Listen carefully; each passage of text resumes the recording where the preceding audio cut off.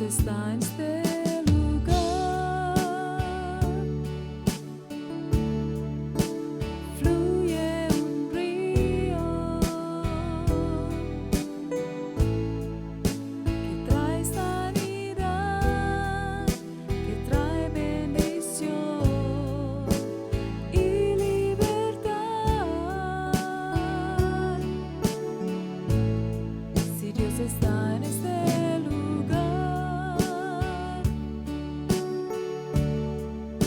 se rompen cadenas,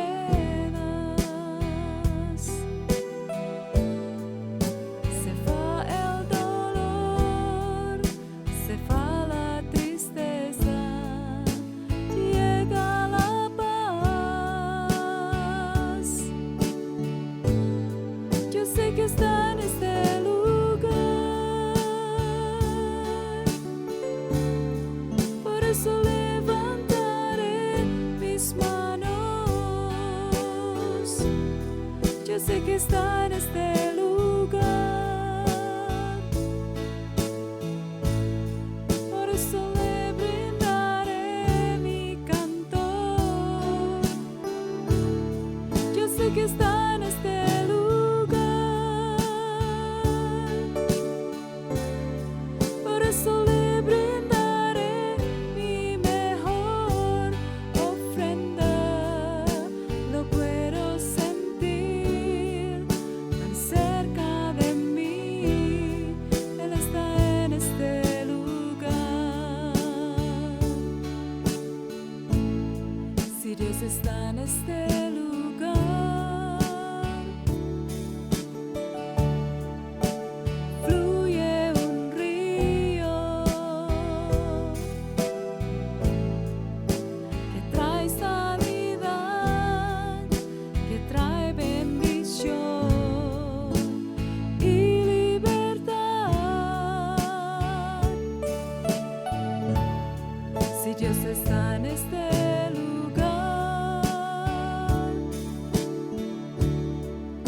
se rompen cadenas, se va el dolor, se va la tristeza, llega la paz. Yo sé que está en este lugar, por eso levantaré mis manos. Yo sé que está en este lugar, por eso le brindaré mi canto. Yo sé que está en este lugar, por eso le brindaré mi mejor ofrenda. Lo puedo sentir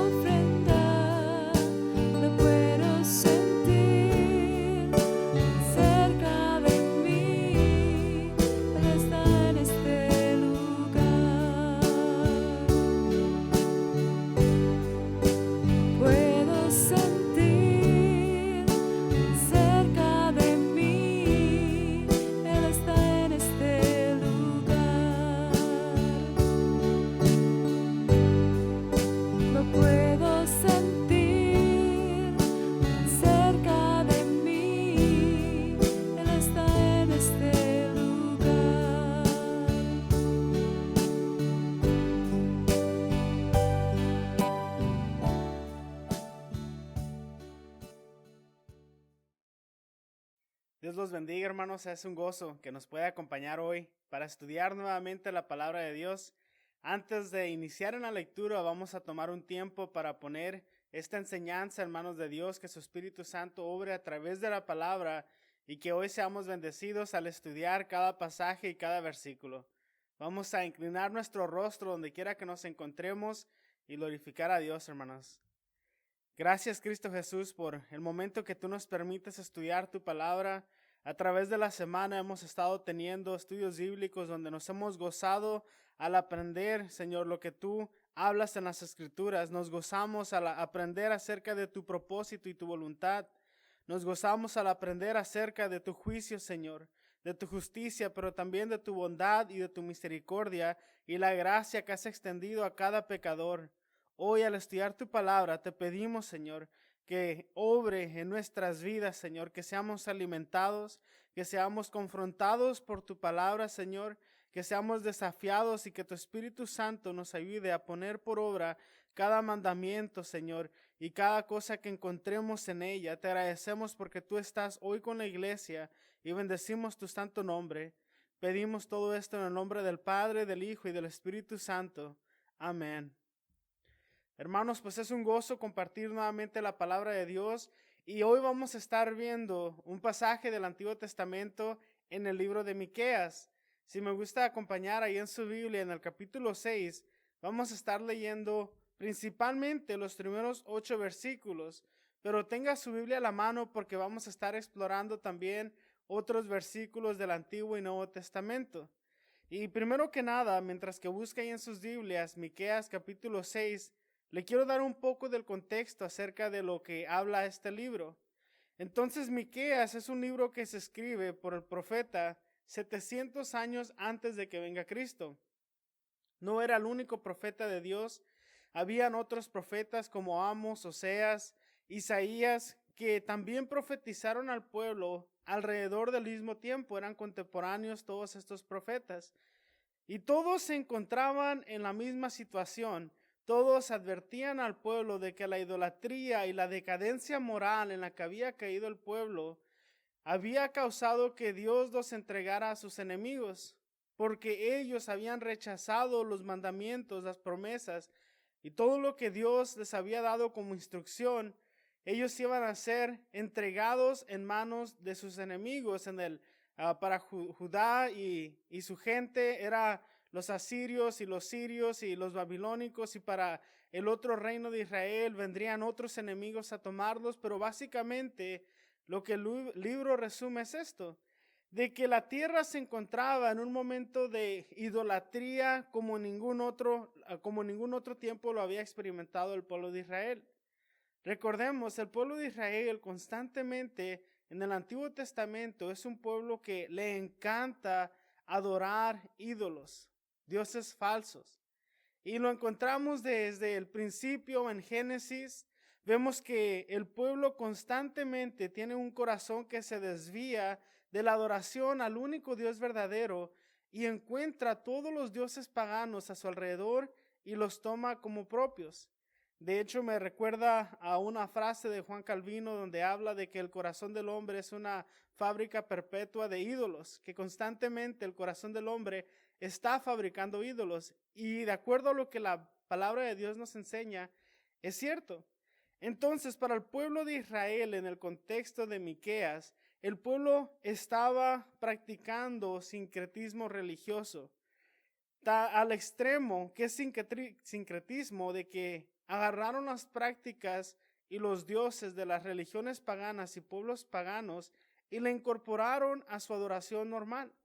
Por ejemplo, si nosotros fuéramos a una religión pagana, si nosotros tomáramos los dioses que adoraban en aquellos tiempos como Baal y Asterot, y aquí en la iglesia, aquí en el templo, pusiéramos monumentos, pusiéramos sus ídolos, pusiéramos estas imágenes, y al mismo tiempo de que estamos adorando a Dios, estamos adorando a estas imágenes e incorporamos la adoración pagana dentro del servicio, dentro de la liturgia, dentro del programa que tenemos nosotros para adorar al único Dios verdadero.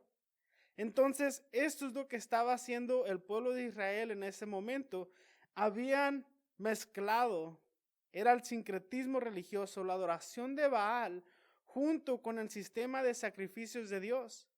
Entonces, en el Antiguo Testamento se había dado la ley, se había explicado claramente por los profetas cómo era que Dios quería que le adoraran. Entonces ellos dijeron, bueno, vamos a seguir adorando a Dios, pero le vamos a agregar también esta mezcla de otros dioses y vamos a adorar a los dos o a los tres a la misma vez. Entonces habían implementado la adoración de dioses paganos junto con la adoración a Dios en la misma liturgia al mismo tiempo. Esto causó que el pueblo cayera en una decadencia moral, tanto sus reyes como sus sacerdotes, como el mismo pueblo. Entonces, el pueblo ya era idólatra. Y el problema se hizo aún más grave cuando por diferentes guerras que hubo alrededor de Israel, empezaron a llegar muchos refugiados, mucha gente extranjera. Y cuando esa gente llegaba a Israel, ellos ya tenían sus dioses, tenían sus creencias, tenían su religión. Y en vez de que el pueblo de Israel fuera una luz, que fuera un faro que mostrara el camino del verdadero Dios para la salvación, el pueblo de Israel adoptó las prácticas, adoptó la adoración de estas otras naciones que llegaron. Y esto lo podemos ver de una manera más práctica. Por ejemplo, en Medio Oriente ahorita y en los últimos años ha habido una guerra civil muy fuerte. Por causa del Estado Islámico hay muchos refugiados del Medio Oriente, de Siria, de Irak, de Pakistán, de todos estos países que quieren refugiarse en Europa. Y se van al norte de África, a Marruecos, a Libia, a Egipto, y quieren cruzar el mar Mediterráneo y entrar a Europa porque hay una mejor calidad de vida en esos países. Pero cuando toda esta gente llega a Europa, el problema es de que tienen una religión y muy arraigada que es el Islam. Y al llegar a los países que se supone que son fundamentalmente cristianos, ellos traen sus religiones, traen sus prácticas, traen su dialecto, sus comidas, su idioma, y no se adaptan a la nación a la que llegan, sino que continúan practicando todas sus creencias religiosas. Y es lo mismo que pasaba en el pueblo de Israel en ese tiempo. Ya eran idólatras y ahora se agregan todas estas personas extranjeras que también eran súper idólatras y el pueblo se corrompe. Entonces, en medio de todo esto, Dios levanta profetas para que hablen la verdad, para que prediquen las verdades de Dios. Y entre ellos se encuentra Miqueas. Entonces, en su Biblia creo que ya encontró el capítulo 6 de Miqueas y vamos a leer los primeros 2 versículos y voy a explicar un poco acerca de lo que se va a tratar. Dice lo siguiente: escuchen lo que dice el Señor. Levántate y presenta tu caso contra mí, que se convoque a las montañas y a las colinas para que sean testigos de tus quejas. Y ahora, oh montañas, escuchen las quejas del Señor. Él entabla un pleito contra su pueblo y presentará sus cargos contra Israel. Entonces lo que está hablando aquí el profeta Miqueas está simulando un tribunal donde Dios va a exponer su caso, y esto es algo que vemos 3 veces que se repite en el libro de Miqueas, donde expone el caso de Dios y el caso del pueblo. Entonces Miqueas, hermanos, a este pueblo idólatra, él constantemente proclamaba un mensaje de juicio, un mensaje de arrepentimiento y de juicio, y hablaba a estas personas porque ellos constantemente persistían en hacer el mal. Profetas habían tenido muchísimos, tenían la revelación, las verdades de Dios, y tenían profetas entre ellos que Dios había levantado para corregir al pueblo, pero ellos persistían en hacer la maldad, en practicar la idolatría, en hacer todo lo que no debían. Entonces los temas de este libro de Miqueas son muy hermosos. Se habla primeramente acerca de el juicio de Dios hacia el pecador. Sabemos que Dios es justo y no tomará por inocente al impío. Entonces está el juicio de Dios al pecador, pero a la misma vez el libro de Miqueas habla acerca de el compromiso inquebrantable de Dios de cumplir las promesas que Él había hecho a los antepasados del pueblo de Israel, que son Abraham, Isaac y Jacob. Entonces, por un lado tenemos el juicio justo de Dios sobre los pecadores, y a la misma vez en este mismo libro vemos el deseo de Dios de cumplir sus promesas y los pactos que había hecho. Entonces, ¿cómo se resuelve este dilema? Bueno, el autor lo hace de la siguiente manera, porque aquí en este libro podemos ver claramente cómo Dios, a través de su soberanía, Él actúa y a través de la intervención divina, Él traerá un juicio al malvado y bendición a todo aquel que se arrepienta. Y por eso es que se levantan profetas para corregir al pueblo, para que se arrepientan de su pecado y vengan a Él. Entonces tenemos el juicio de Dios hacia los pecadores y tenemos el deseo inquebrantable de Dios de cumplir sus pactos. Y ahí vemos la soberanía de Dios, de cómo Él entra, Él interviene para castigar al malvado y para bendecir a aquel que se haya arrepentido. Entonces, en estos primeros 2 versículos que acabamos de leer, estamos viendo cómo el autor empieza a desarrollar este tema como si fuera un tribunal y empieza a explicar cómo Dios le habla a las colinas y a las montañas como testigos de lo que está a punto de declarar Dios. Y algo que me gusta mucho aquí de estos 2 versículos es de que Dios empieza a acusarlos a ellos de ser un pueblo pecaminoso.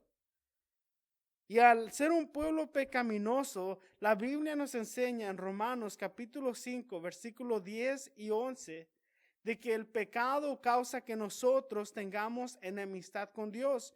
Y me gustaría que lo busquen en sus Biblias, Romanos 5, versículos 10 y 11.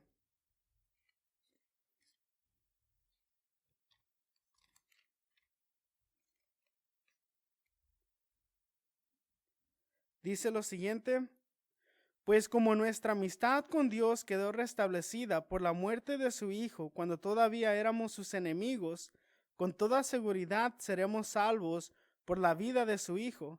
Así que ahora podemos alegrarnos por nuestra nueva y maravillosa relación con Dios, gracias a nuestro Señor Jesucristo, nos hizo amigos de Dios. Aquí Pablo está hablando acerca de cómo Cristo, al morir en la cruz del Calvario, reconcilia al hombre pecador con Dios, y cuando antes éramos sus enemigos, cuando antes estábamos enemistados con Él, hoy, por medio de Cristo, podemos ser sus amigos a través de lo que Cristo ha hecho.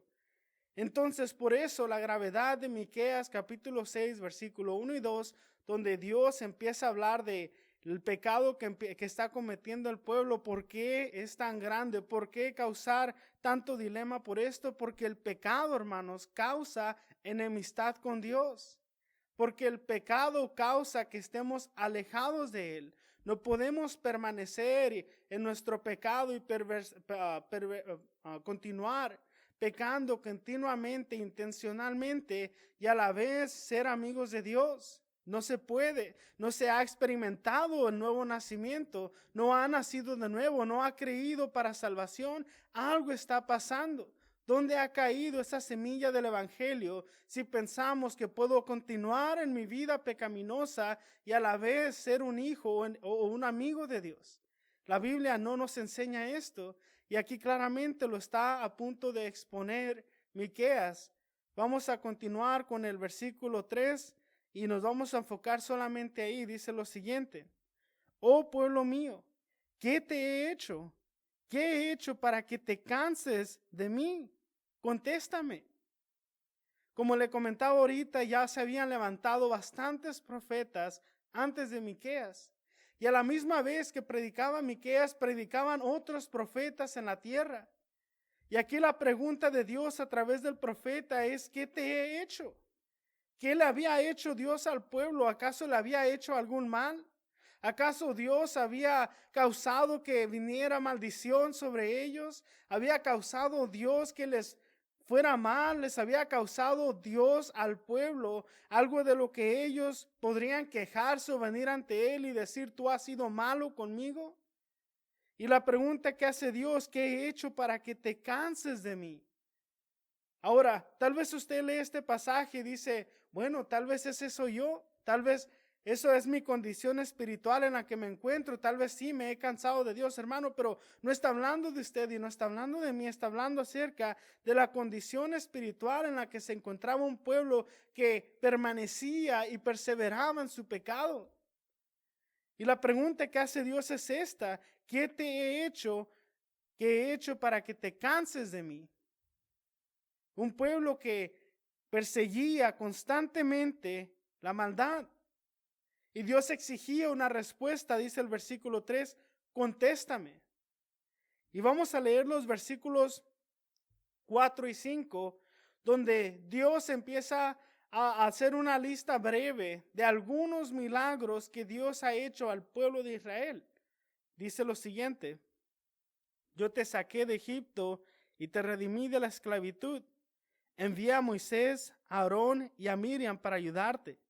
¿No te acuerdas, pueblo mío, cómo el rey Balac de Moab intentó que te maldijeran? ¿Y cómo en lugar de eso, Balaam, hijo de Beor, te bendijo? Recuerda tu viaje de la arboleada de acacias a Gilgad, cuando yo, el Señor, hice todo lo posible para enseñarte acerca de mi fidelidad. En estos dos versículos menciona 3 eventos que sucedieron en el Éxodo, cuando el pueblo salía de Egipto, cuando el pueblo caminaba en el desierto. Primeramente habla acerca de cómo Dios liberó al pueblo de la esclavitud, de cómo ellos estaban bajo la casa de servidumbre en Egipto, eran esclavos, trabajaban las jornadas largas sin ningún derecho. Por 400 años el pueblo de Israel estuvo en Egipto y por muchos de esos años fueron esclavos y clamaban a Dios, y Dios mira cómo el pueblo está en la condición en la que se encuentra y levanta un libertador a Moisés y levanta a Aarón y a Miriam para que lo acompañen y lo apoyen en este transcurso que Dios había mandado a Moisés a liberar al pueblo y a sacarlo de Egipto. Y empieza Dios a hacer mención de otros 2 eventos que suceden en ese trayecto a la tierra prometida, y empieza Dios a exponer su caso y decir: mira el favor que yo he tenido contigo. No los favores que Dios les había hecho, no de que ellos tuvieran una deuda con Dios, sino Dios estaba mostrándoles cómo Él había sido bondadoso con el pueblo.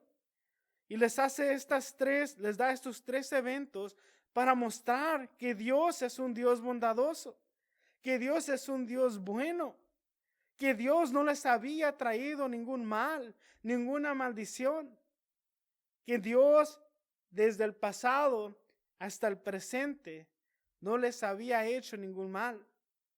Y lo más fácil que podemos hacer es nosotros proyectarnos y decir: no, es cierto, así ha sido mi vida, hermanos.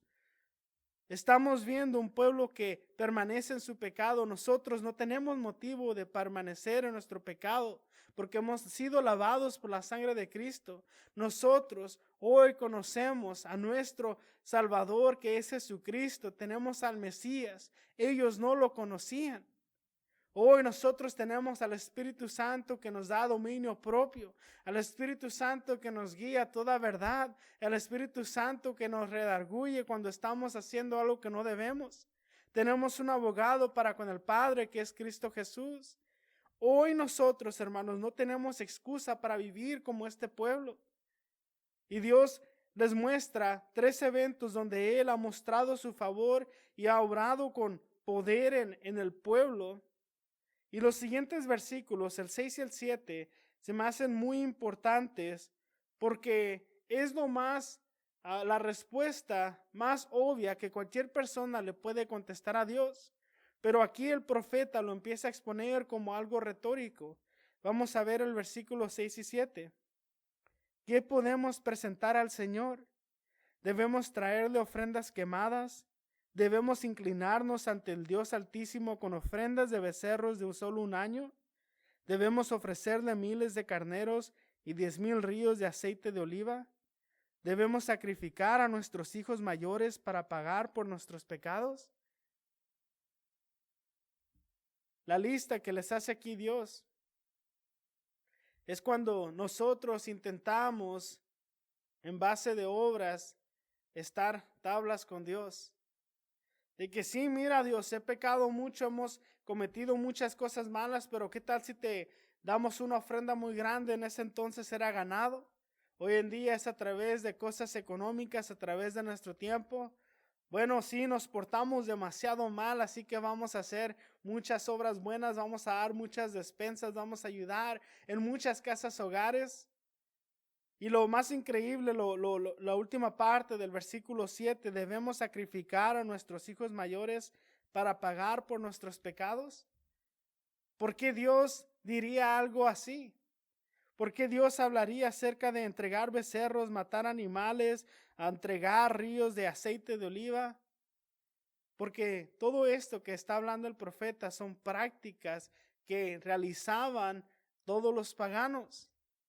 Porque estas cosas eran las que había aprendido el pueblo de los dioses y la manera en la que se le adoraba a los dioses y ídolos paganos. Porque estas cosas eran las que estaba practicando el pueblo pensando que esa era la manera en la que también podían adorar a Dios. Porque ellos pensaban que si aquel Dios, si aquel santo se le adora de esta manera, bueno, al Dios verdadero también de esta manera le vamos a adorar. Pero recordemos que en la Biblia se instituyó por Dios mismo un sistema de sacrificios exclusivo. Dios mismo lo instituyó como la única manera en la que la gente podía acercarse a Él en el Antiguo Testamento. Y viene Cristo en los evangelios y tenemos la revelación de Dios en el Nuevo Testamento de que sigue habiendo solo un camino. Y ese camino es a través de Cristo Jesús. Entonces el pueblo pensaba y practicaba ese sincretismo religioso, tomaba prácticas de otras religiones, tomaba prácticas de dioses paganos y las incorporaba en su adoración y pensaba que de esa manera podía agradarle a Dios. Hermano, es un error.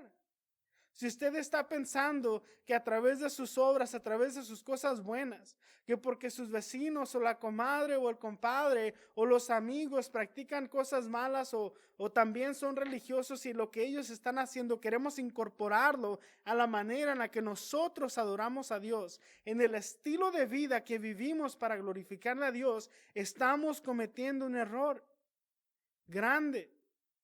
Y esta última práctica de entregar a sus hijos, sacrificar a sus hijos mayores para pagar por los pecados de la gente, es algo que encontramos en la Biblia y lo encontramos en la historia humana.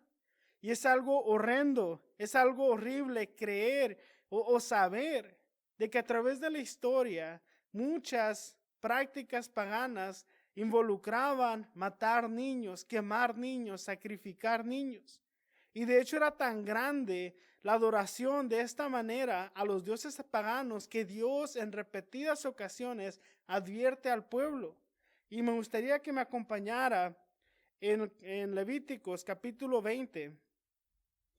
Voy a leer el versículo 1 al 5, si me gusta acompañar Levíticos 20, versículo 1 al 5. Esta es una advertencia de Dios en contra de presentar a sus hijos como sacrificios a los dioses paganos o incluso ante el mismo Dios. Dice lo siguiente: el Señor le dijo a Moisés, da las siguientes instrucciones al pueblo de Israel. Estas son aplicables tanto para los israelitas de nacimiento como para los extranjeros que viven en Israel. Si alguno de ellos ofrece a sus hijos en sacrificio a Moloc, será ejecutado. Los miembros de la comunidad lo matarán a pedradas. Me pondré en contra de esa persona y la eliminaré de la comunidad, porque al ofrecer a sus hijos a Moloc, contaminó mi santuario y deshonró mi santo nombre. Si los miembros de la comunidad hacen la vista gorda ante aquellos que ofrecen a sus hijos a Moloc y se niegan a ejecutarlos, yo mismo me pondré en contra de ellos y de sus familias y los eliminaré de la comunidad. Esto le sucederá a todos los que cometen prostitución espiritual al rendir culto a Moloc.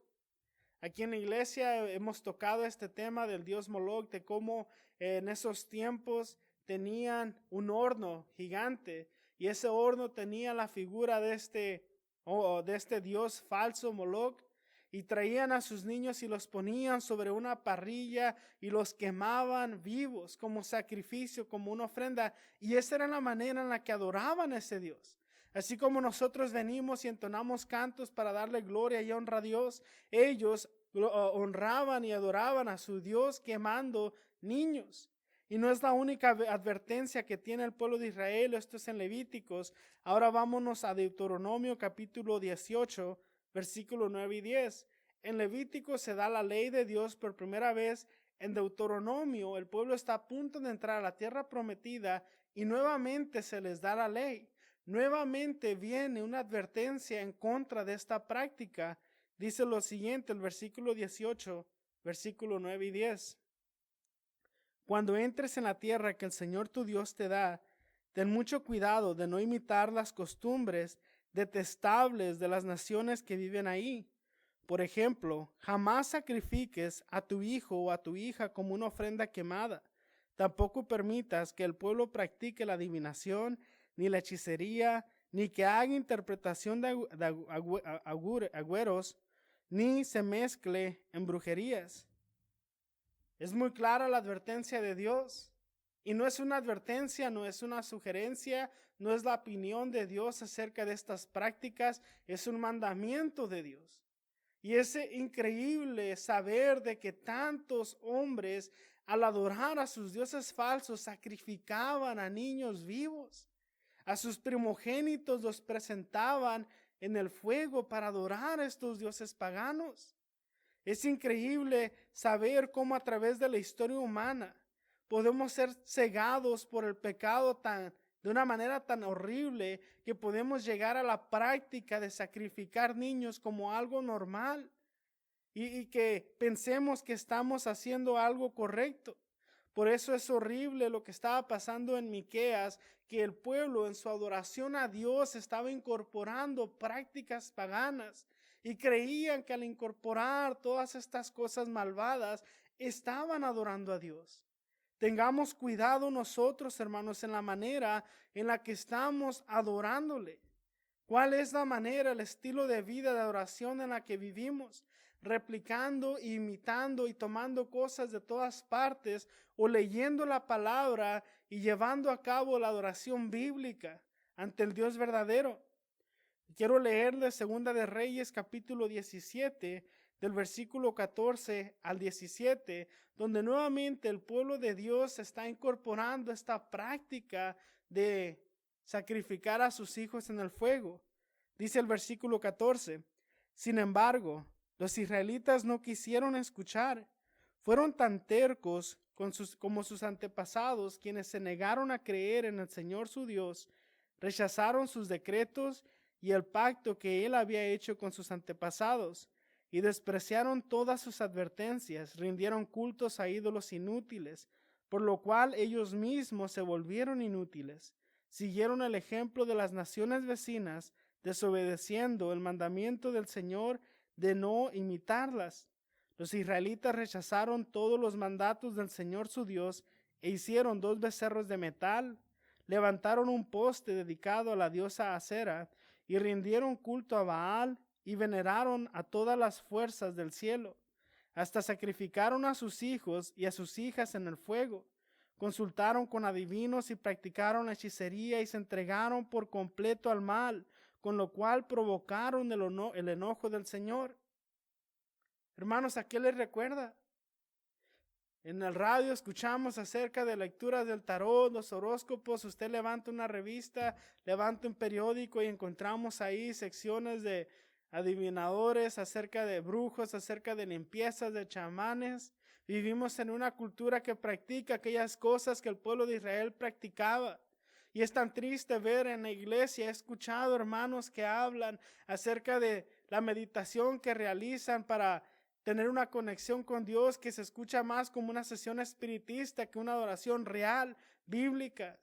Escuchamos en diferentes iglesias reconocidas, ministerios muy grandes, de cómo están incorporando diferentes prácticas que se ven solamente en religiones del Medio Oriente, en el budismo, en el hinduismo Y están incorporando todo esto al cristianismo y pensando que eso es la manera en la que nos podemos conectar con Dios, cuando Dios solamente ha puesto un camino y es a través de Cristo Jesús, nuestro amigo, como habla Romanos capítulo 5.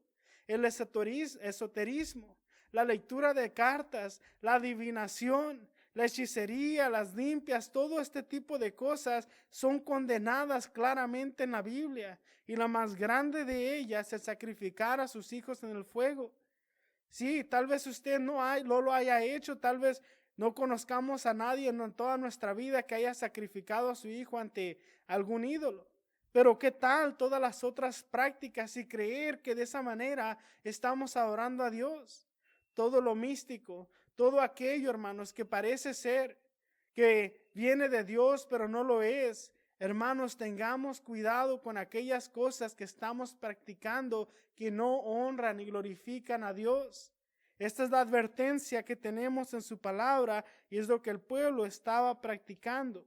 Entonces ya vemos en Levíticos cuando se da la ley, en Deuteronomio cuando se vuelva a dar, vemos aquí en Segunda de Reyes y vamos a ir al último pasaje, Jeremías capítulo 7, el versículo 30 y 31. Dice lo siguiente, Jeremías 7, 30 y 31. La gente de Judá ha pecado ante mis propios ojos, dice el Señor. Han puesto sus ídolos abominables precisamente en el templo que lleva mi nombre, y así lo han profanado. Han edificado santuarios paganos en Tofet, el basurero en el valle de Ben Hinnom, donde queman a sus hijos y a sus hijas en el fuego. Jamás ordené un acto tan horrendo, ni siquiera me pasó por la mente ordenar semejante cosa. Dios está hablando acerca de cómo los paganos honran a sus dioses, de cómo los paganos sí practican todas estas cosas pecaminosas, y Dios dice jamás tuve la intención de que ustedes me adoraran de esta manera. Dejemos de incorporar cosas que no vienen de parte de Dios en la adoración que le presentamos a Él, hermanos. No sabe cuántas personas he escuchado hablar acerca de sus sesiones de meditación y relajamiento y las mantras que repiten y hablan de Dios como si fuera aquella fuerza que limpia los chakras. No lo es, hermanos. Es Dios, el Espíritu Santo. No es una fuerza, no es algo bonito, no es algo que te hace reír nada más, no es algo que te hace llorar únicamente. Dios es Dios, el Espíritu Santo es Dios. No es como ninguna otra cosa que usted lea o vea en el mundo o vea en internet y crea que de esa manera pueda adorar a Dios. Conozcámoslo en la palabra. Ese era el reclamo que el profeta le tenía al pueblo, que practicaban todas estas cosas horribles y las practicaban creyendo que estaban agradando a Dios. Vamos a regresar a Miqueas, el capítulo 7, el versículo 6, el último versículo, el versículo 8. Vamos a concluir con esto, solamente vamos a leer un versículo más. Dice Miqueas 6, versículo 8. No, oh pueblo, el Señor te ha dicho lo que es bueno y lo que Él exige de ti, que hagas lo que es correcto, que ames la compasión y que camines humildemente con tu Dios. El profeta claramente menciona, Dios no quiere nada de esto, ni los ríos de olivo, ni los sacrificios de cientos de animales del ganado. No buscaba que quemaran a sus hijos en el fuego. No buscaba nada de esto. Lo importante de este versículo, oh pueblo, el Señor te ha dicho lo que es bueno. No necesitamos revelación nueva en su palabra. Encontramos las verdades de Dios, sus mandatos, sus promesas, sus advertencias. Encontramos aquello que Él considera malo y aquello que Él considera bueno. Conocemos lo que Dios espera y requiere de sus hijos, de su pueblo, y cómo Él quiere que nosotros le adoremos. Habla aquí acerca de que conocemos lo que es lo correcto, que amemos la compasión y y que caminemos humildemente con Dios. Vamos a trasladarnos al Nuevo Testamento, el último versículo que vamos a leer, Mateo capítulo 22.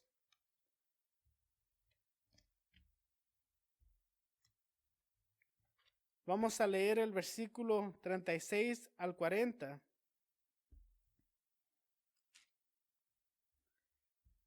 Dice el versículo 36, Maestro, ¿cuál es el mandamiento más importante en la ley de Moisés?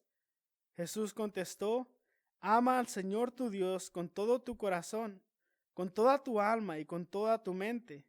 Este es el primer mandamiento y el más importante. Hay un segundo mandamiento que es igualmente importante. Ama a tu prójimo como a ti mismo. Toda la ley y las exigencias de los profetas se basan en estos dos mandamientos.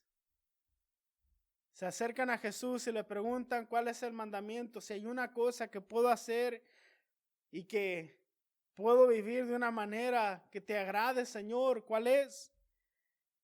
Y Jesús responde de una manera tan hermosa y tan precisa, claramente respondiendo a la pregunta, no evadiéndola, y dice, ama al Señor tu Dios con todo tu corazón, con toda tu alma y con toda tu mente.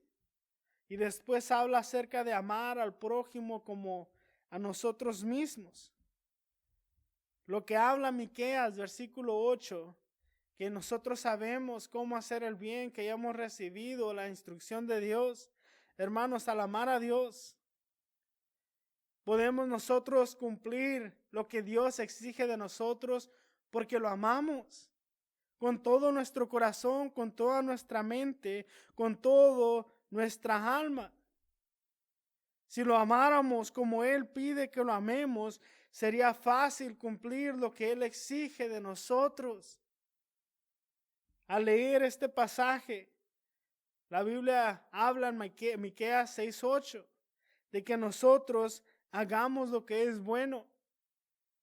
Si nosotros amamos a Dios como Él nos los pide con toda nuestra alma, con nuestro corazón y con nuestra mente, hermanos, nosotros podemos hacer todo lo que es bueno, porque de igual manera estaríamos amando al prójimo como a nosotros mismos. Ahí ya se cumple el no robarás, no cometerás adulterio, no fornicarás, no dirás mentiras, honra a tu padre y a tu madre.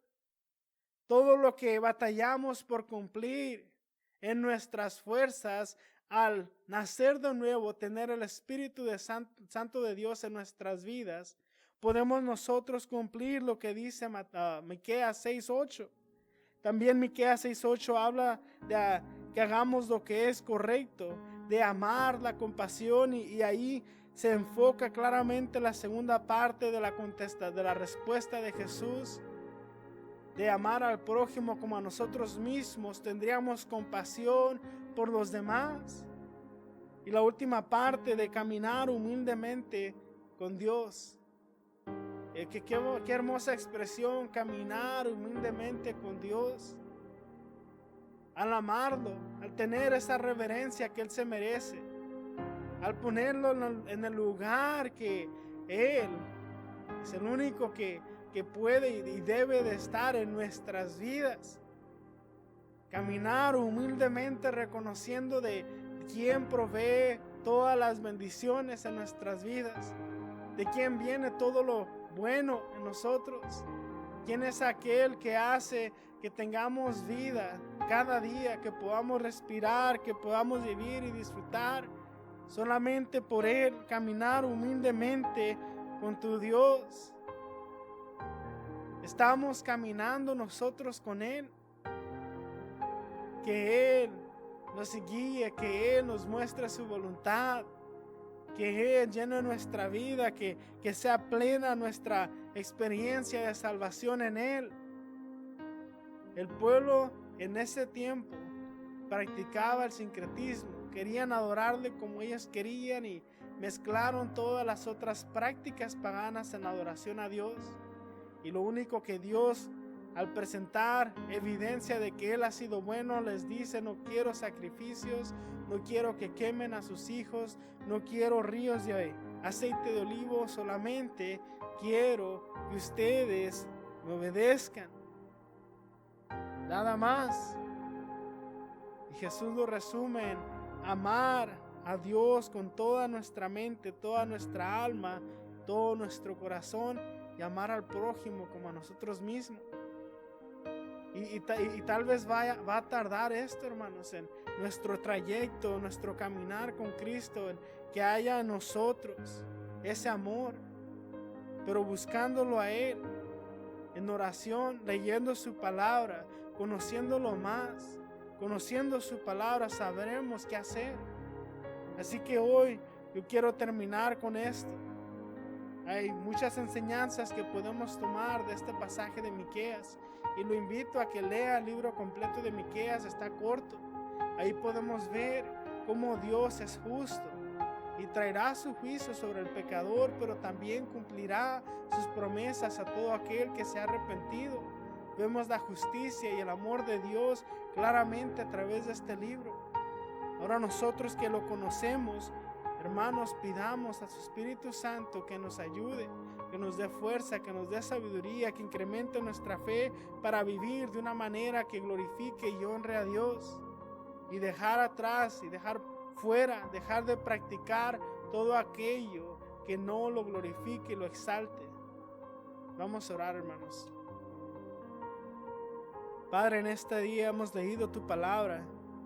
Y en el Antiguo Testamento hay tantas historias, tantos eventos que podemos tomar hoy y ver la enseñanza que hay detrás de cada uno de ellos. Y te agradecemos por la bondad, Señor, que tú has tenido, por la manera en la que tú instruyes a la iglesia, la manera en la que tu palabra, Señor, nos muestra el camino de aquello que tú quieres, Señor, que como tus hijos vivamos y caminemos. En esta tarde nos humillamos delante de ti, Señor, y te pedimos que tú nos des fuerza, que tú nos ayudes a caminar de una manera agradable ante tus ojos, Señor. Que si estamos practicando, llevando a cabo cosas en nuestra vida que hemos tomado de otras religiones, que hemos tomado de cosas que hemos visto o escuchado, pero no son bíblicas, Señor, que tu Espíritu Santo nos lo revele, que tu Espíritu Santo exponga nuestra vida delante de ti, Señor, y tú traigas a nuestra mente todo aquello que debemos cambiar. Te pedimos que tú nos ayudes, Padre, que incrementes nuestra sabiduría, que incrementes, Señor, nuestra fe, que nos des fuerza de voluntad para vencer el pecado, estar delante de ti, Señor, hacer tu voluntad y glorificarte en todo lo que hagamos, Señor.